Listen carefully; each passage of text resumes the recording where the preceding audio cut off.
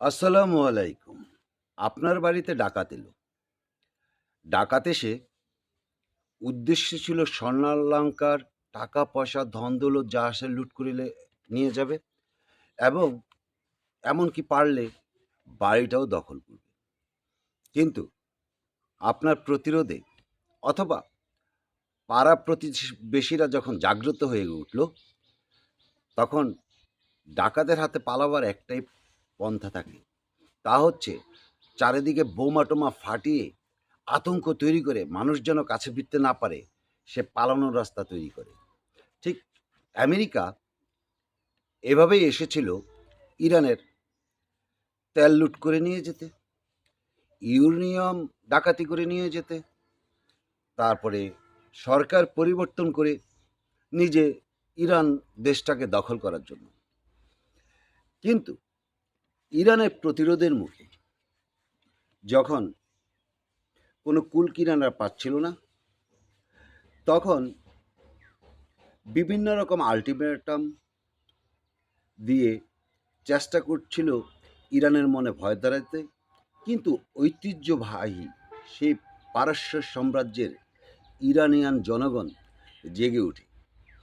তারা অত্যাধুনিক সমরাস্ত্রের অধিকারী আমেরিকা এবং ইসরায়েলের এগেনস্টে এমন প্রতিরোধ গড়ে যে বিশ্ব হতবাক হয়ে দেখে।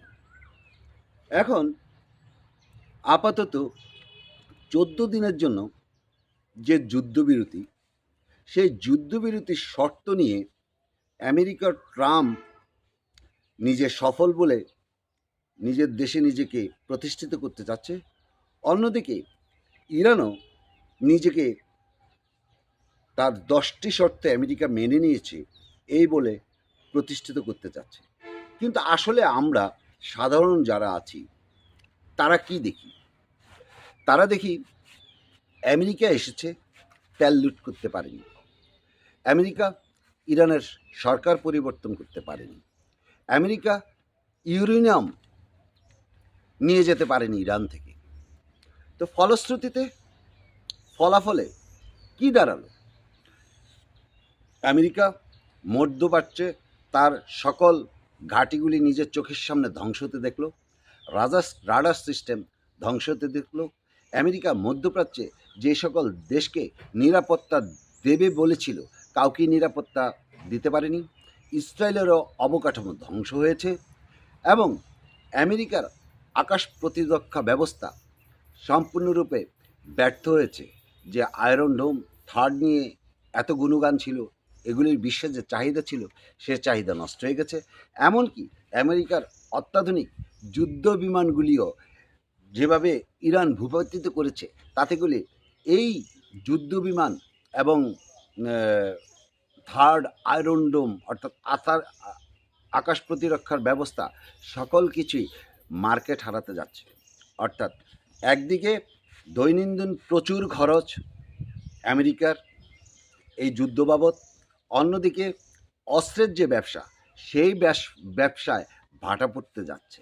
কারণ ইরান দেখিয়ে দিয়েছে আমেরিকার অস্ত্রগুলিকে ইচ্ছে করলেই প্রযুক্তি দ্বারা এবং মিসাইল দ্বারা বিভিন্নভাবে প্রতিহত করা যায়।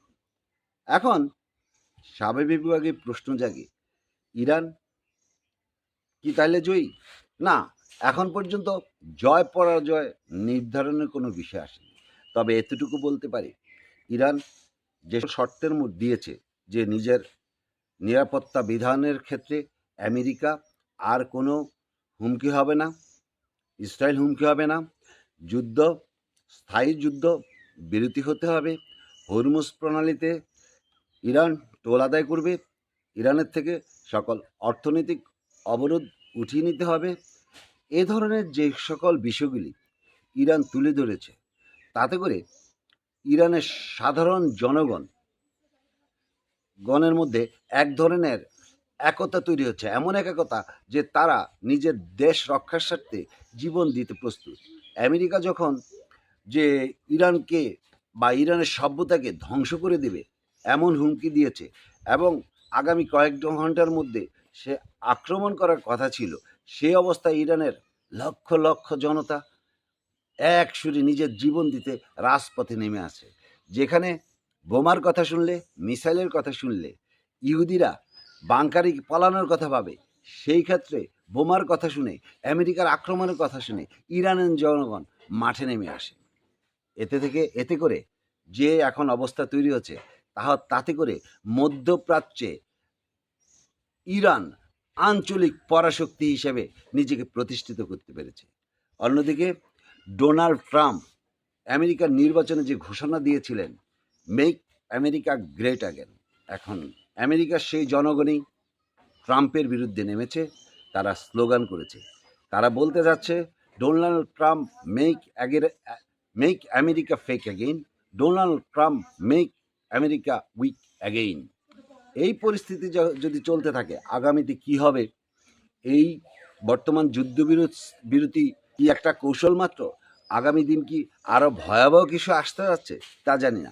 তবে আমরা সাধারণ মানুষ শান্তি চাই, এটুকু বলতে পারি। যদি যুদ্ধবিরতি হয়, যদি স্থায়ী যুদ্ধ বিরতি হয়ে যায়, তাহলে ইরান হবে অর্থনৈতিকভাবে, সামরিকভাবে মধ্যপ্রাচ্যে সবচেয়ে শক্তিশালী একটা রাষ্ট্র। আর আমাদের জন্য, এই বাংলাদেশের জন্য তৈরি হবে ইরান এমন একটি ক্ষেত্রে যা থেকে আমরা প্রচুর রেমিটেন্স আয় করতে পারবো। তো আশা করি শুভকামনা রইল বর্তমান পরিস্থিতির প্রেক্ষাপটে। আমার আলোচনা যদি ভালো লাগে তাহলে সাবস্ক্রাইব করুন। আল্লাহ হাফেজ।